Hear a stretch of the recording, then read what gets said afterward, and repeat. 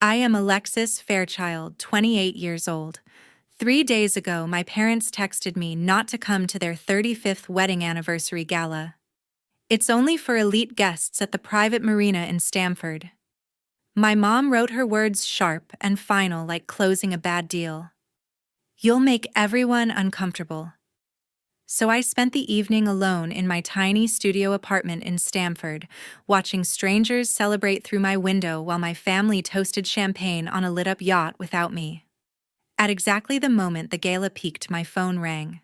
My sister Caitlin. Her voice was shaking. Alexis, what did you do? Mom and Dad just saw something and they're not okay. Everything's falling apart. What the hell did you do? The something she was talking about was the news that hit right then. My company ValueCore had just launched with a massive letter of intent valuation, making me one of the youngest women in yacht tech to hit it big.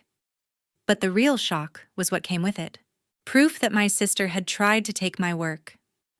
Before I tell you what happened that night, please take a moment to like and subscribe if this hits home for you. To understand why they texted me not to come that night, I have to take you back to the beginning. We weren't just rich. We were old money, Stamford, Connecticut. The kind where the name Whitaker still opens doors at the yacht club without anyone needing to ask. My family's brokerage firm had been buying, selling, and chartering luxury yachts for 50 years. It wasn't just a business. It was a brand, a reputation, a legacy built on polished teak decks and handwritten contracts with people who owned islands. The marina office had our name in brushed steel above the entrance, and every summer launch felt like a coronation. Caitlin was the chosen one. 6 years older than me, she grew up knowing exactly what fork to use at charity dinners and how to make a room full of hedge fund managers feel like they were the most important person there. She wore linen dresses like armor and remembered every client's children's names. From the time she was 16, Dad took her to boat shows in Monaco and Fort Lauderdale. Mom introduced her to everyone as the future of the firm. By the time she was 25, she was already running client meetings while I was still figuring out linear algebra. Caitlin didn't just inherit the role, she was built for it. Effortless charm, perfect smile, the kind of person who could close a $20 million deal over lunch and make it look like a favor. I was different. I liked code more than cocktail hours. I spent summers in the lab at Stanford instead of on the water. When I got accepted, Mom smiled for the photos but told a friend it was a phase. She said I'd grow out of it and come back to something useful, something that fit the family image. Dad nodded along. They didn't come to my graduation. There was a yacht launch that weekend. Caitlin was presenting our new listing to a group of European buyers. Networking is everything, sweetie, Mom explained over the phone. You understand. I understood.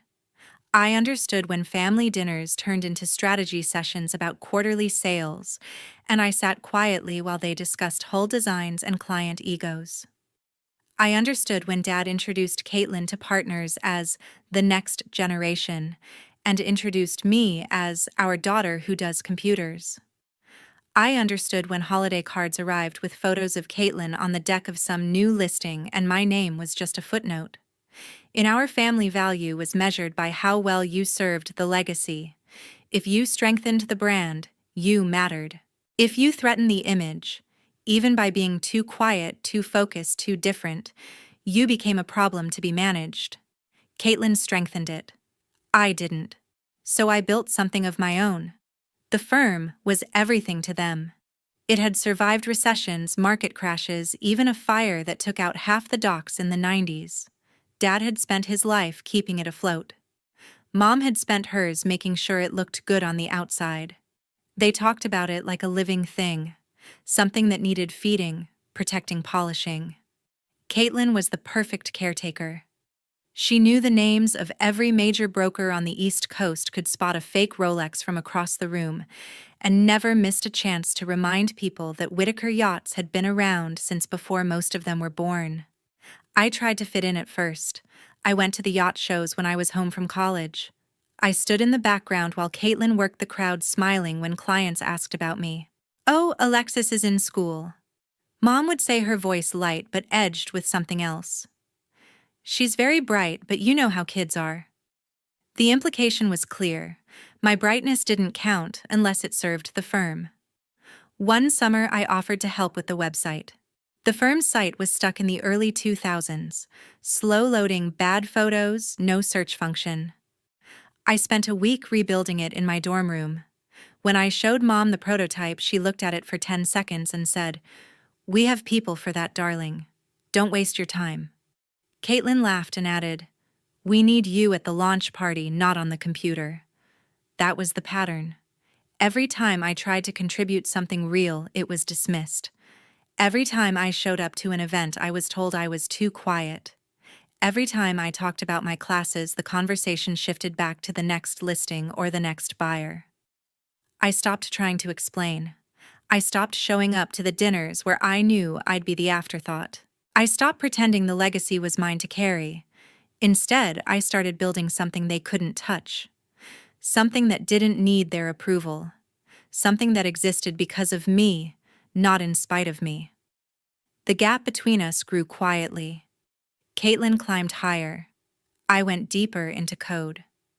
Mom kept the family photo albums updated with Caitlin's successes. Dad kept the books balanced. And I kept my head down, telling myself it didn't matter. But it did. Every time I saw a photo of the family on the yacht without me, it hurt a little more. Every time Mom said legacy like it was the only word that mattered, it felt like a door closing. Every time Caitlin got praised for being perfect, I felt smaller. In the end, I realized the truth they had been teaching me all along. In our family, value was measured by how well you served the legacy, and I had stopped serving it. So I built something of my own. Everything started to shift in the spring 3 years ago. I was 25, still crashing on a friend's couch near Stanford while I poured every spare hour into my laptop. The code was becoming something real, a system that could look at photos of a yacht's hull interior, engine logs, and market history, then spit out a valuation more accurate than any human appraiser I'd ever met. I called it Value Core. I didn't tell anyone in the family yet. I had started protecting it my way: separate drives, encrypted backups, time-stamped notes in private repos. I wasn't paranoid. I was careful.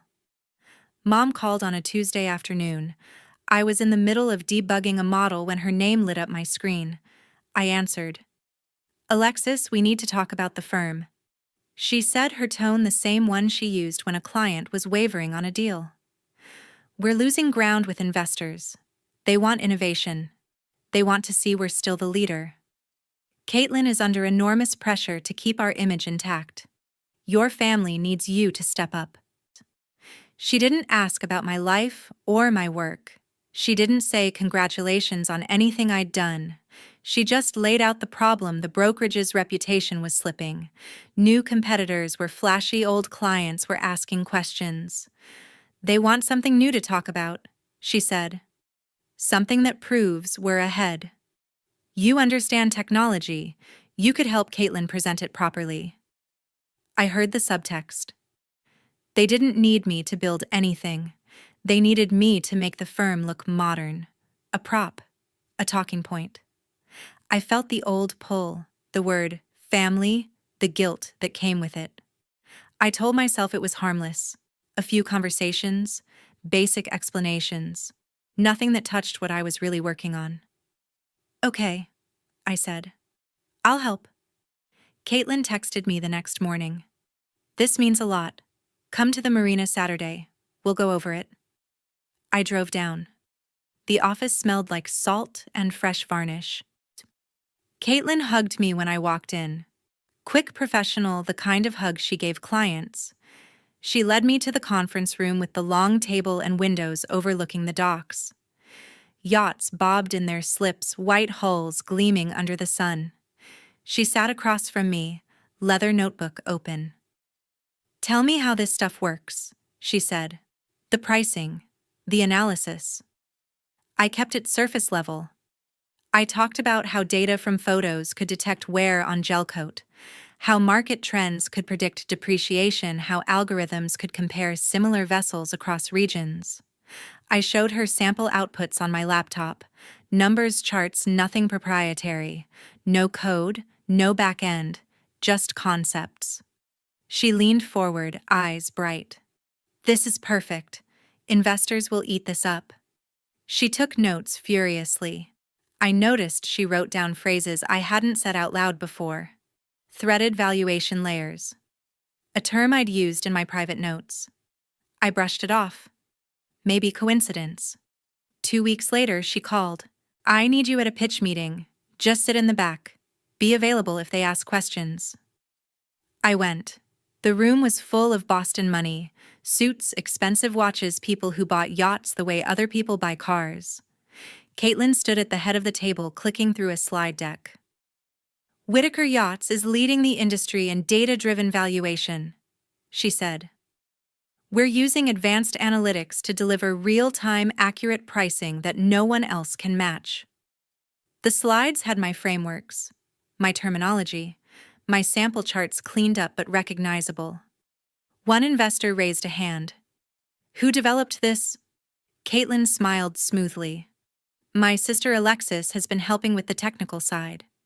Helping? The word landed like a slap. After the meeting, she walked me to the door. That went well, she said. Thanks for being there. She handed me a folder. Standard NDA, she explained. To protect the family business. Covers everything related to Whitaker Yachts. You understand. I flipped through it. Non-disclosure on all proprietary information. This protects me too, I asked. Of course, she said. We're family. We look out for each other. I signed. Because at that moment I still believed the word meant protection. The next few months felt like walking a tightrope. Caitlin kept asking for more. Can you run numbers on this listing?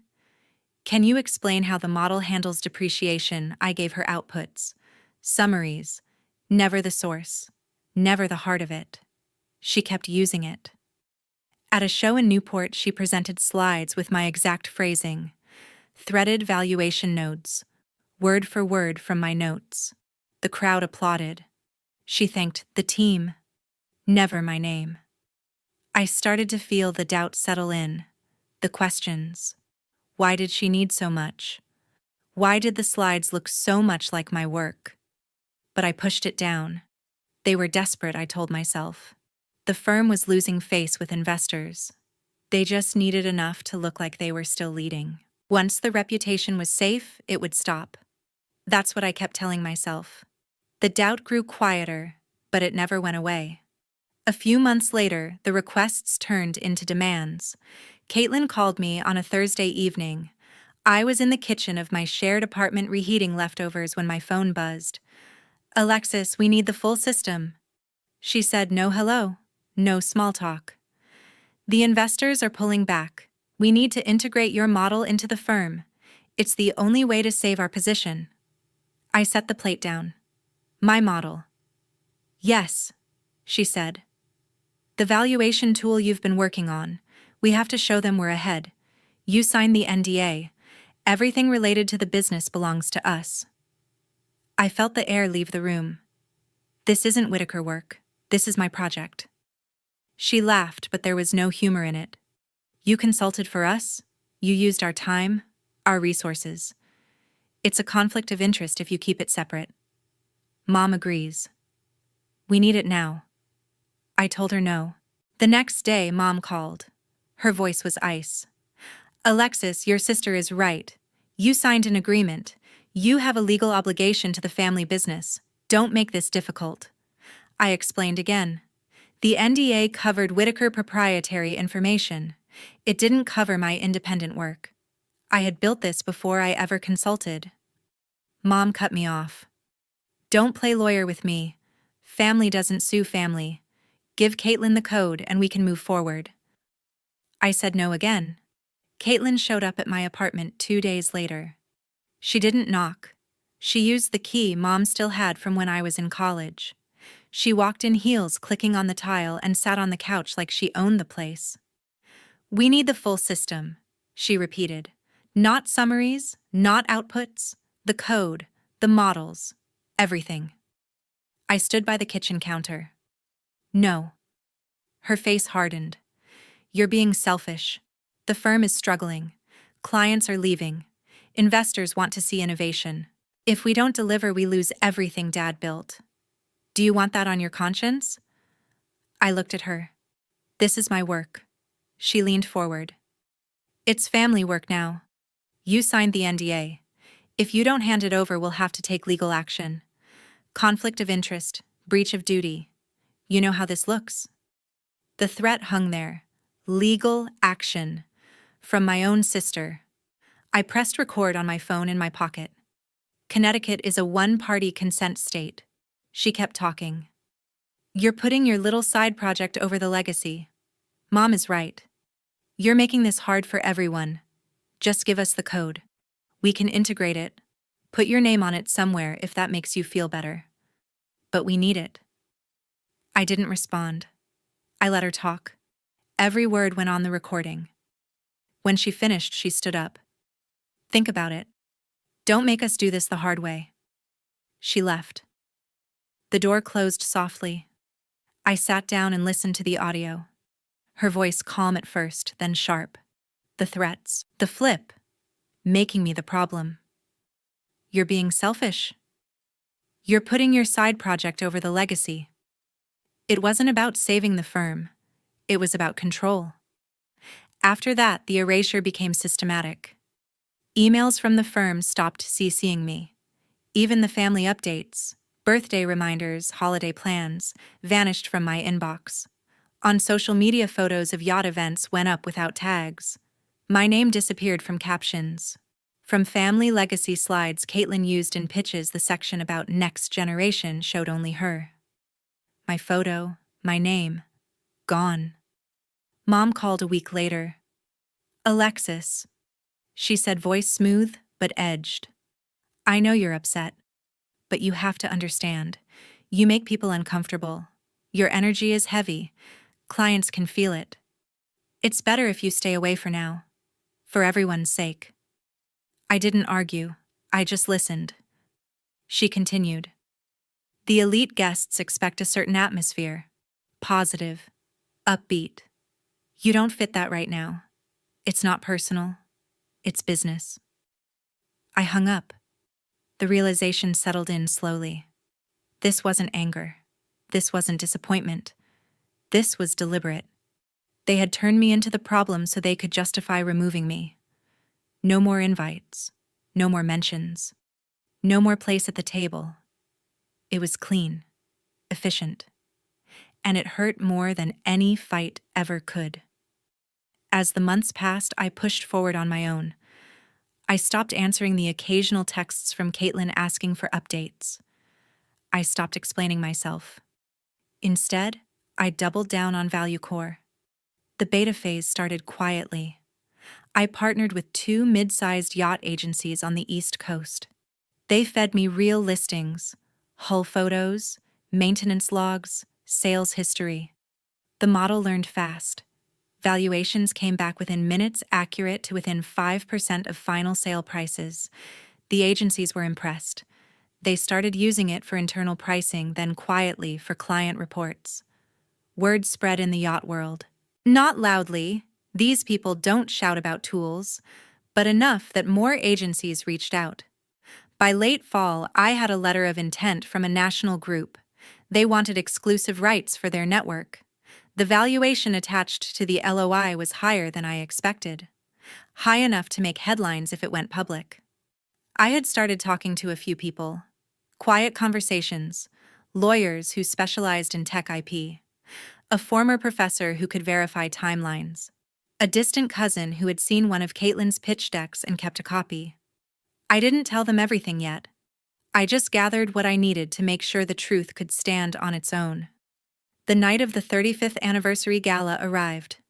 I stayed in my studio. The room was dark except for the glow of my laptop.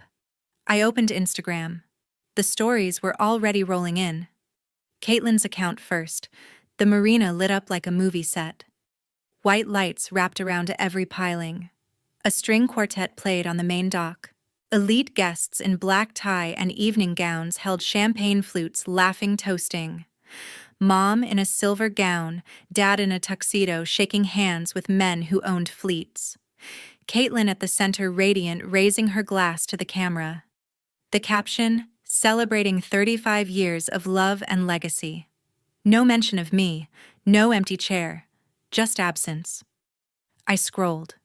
More stories, more toasts, more photos of the yacht they had chartered for the night, the same one Dad had listed for sale last year. The guests looked happy, untouched. Then the notification hit. Wall Street Journal alert. The article went live at the exact moment the gala reached its peak. Emerging yacht tech founder accuses sister of IP misappropriation in family brokerage. The headline was clinical. The content was not. They had everything. The patent filing, dated months before my first consultation. Time-stamped notes showing development independent of Whitaker. The pitch deck Caitlin had sent to investors side by side with my early models. Cousin Nolan had provided it anonymously. He had passed on the investment but kept the file. Dr. Kendra Voss, my old Stanford advisor, had given a statement verifying the originality and timeline. This technology was developed solely by Alexis Fairchild during her independent research. She wrote, "Any claims otherwise are unsupported." The article quoted the NDA, explained why it didn't cover my personal project. It quoted Caitlin's presentation slides. It quoted emails where she asked for more than basic concepts. It was airtight. Within minutes, the yacht world picked it up. Trade sites ran the story. Young founder takes on family firm in valuation tech dispute. Forums lit up. Brokers who had seen Caitlin's pitches started connecting dots. I refreshed the page. Comments poured in. This is why you document everything. Family business betrayal at its finest. Whitaker just lost credibility. My phone stayed silent for exactly 3 minutes. Then it started. Notifications, messages, emails, numbers I didn't recognize, journalists, old classmates, people I hadn't spoken to in years. I didn't answer any of them. I just watched the stories from the gala continue to post. Champagne, laughter, toasts. They hadn't seen it yet, but they would. Very soon. The calls started coming in almost immediately. My phone vibrated on the coffee table like it was trying to escape. First was Caitlin. I let it ring. Then Mom. Then numbers I didn't recognize. I turned the ringer off and watched the screen light up over and over. When I finally answered Caitlin, her voice was raw. "Alexis, what have you done?" she said. "You put everything in that article. You have no idea the damage. Investors are calling. They're pulling deals. The board is already scheduling emergency meetings. You need to fix this." I stayed silent. She kept going. "We can sue you. Defamation, breach of NDA. You violated the agreement. You think you're protected? You're not." I hung up. Mom called next. Her tone was controlled fury. "Alexis, this is unforgivable. You humiliated the family, the firm. Your father is beside himself. You need to retract the story.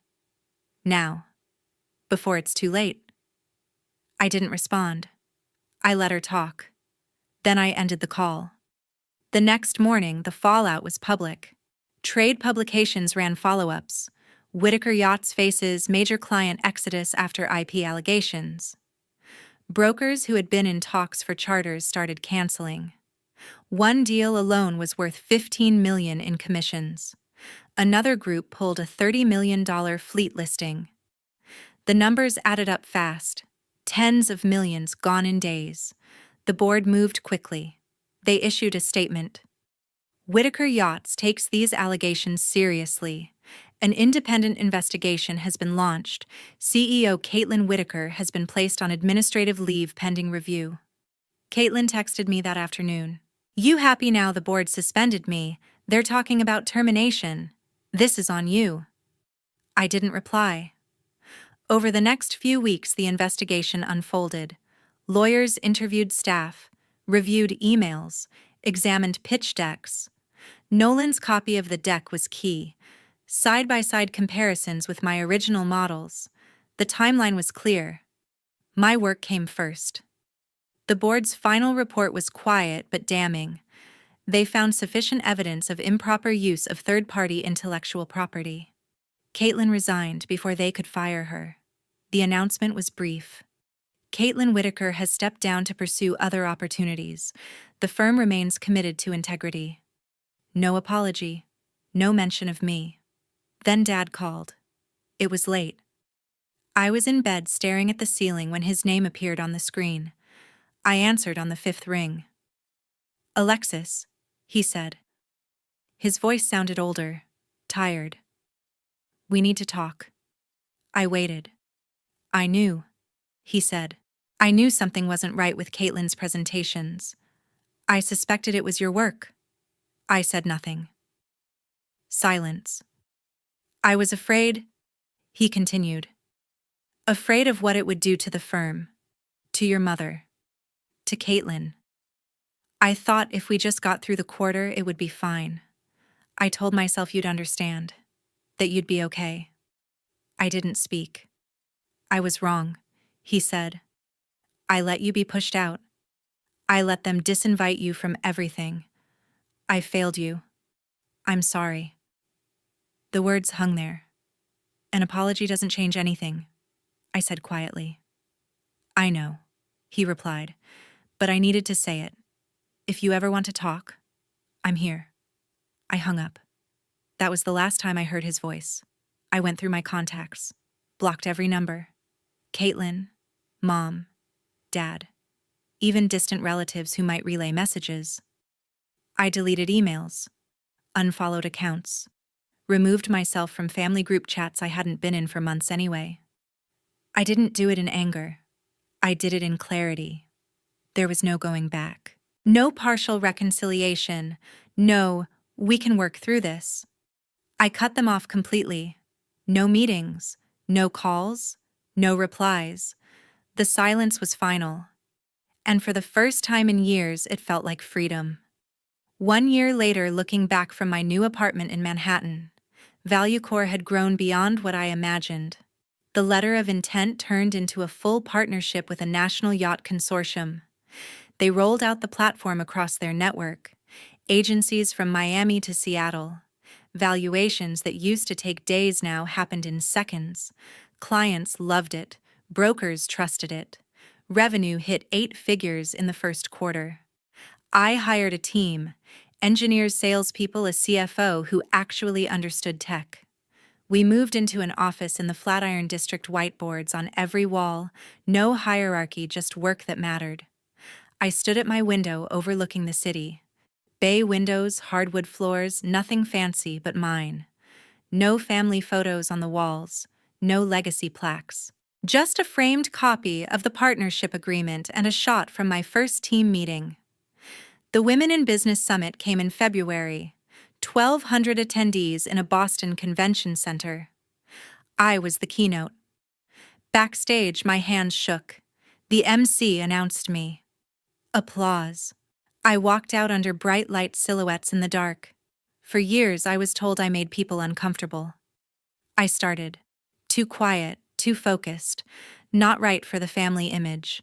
When they tried to take my work, I had a choice: stay silent or speak my truth. The room listened. "I lost my old family," I said, "but I no longer have to shrink myself to stay." Standing ovation, women on their feet. Messages flooded in after. "You gave me courage to protect my code." "My brother took credit. I'm documenting now." "Family said my startup was a hobby, not anymore." I read them all. Responded to hundreds. File patents first. Never work free for family. Write boundaries on paper. Integrity costs relationships, but it's worth it. Caitlin's career stalled. No brokerage would touch her.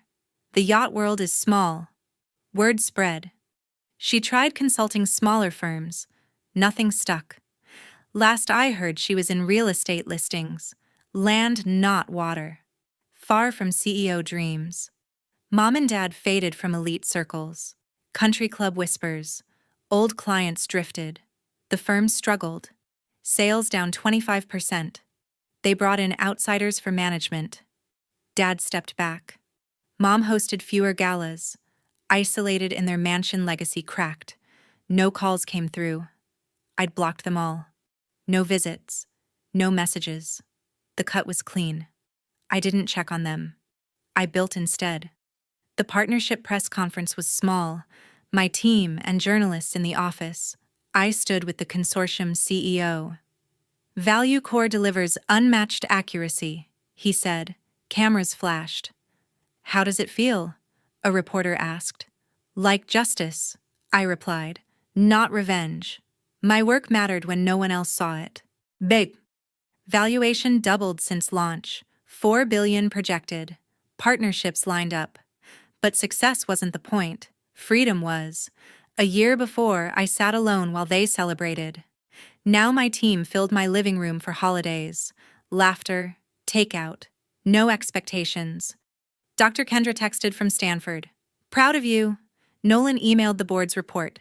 They settled quiet. Dad tried once. Unknown number. Alexis, can we talk? Just us. I blocked it. Mom sent a letter. Handwritten. We miss you. The firm needs you. In trash. Caitlin's LinkedIn stayed frozen. No updates. I didn't gloat. I moved on. Lessons stuck hard. Patent before sharing anything. Never consult free for family. Boundaries on paper. Emails, recordings, NDAs you control. Blood ties break when legacy trumps truth. Cut them clean. Build your own circle. Your voice deserves space. Claim it. If this story resonates, share yours below. I read everyone. Resources in description: IP protection guides. Family boundary worksheets, women in tech networks. Thanks for staying.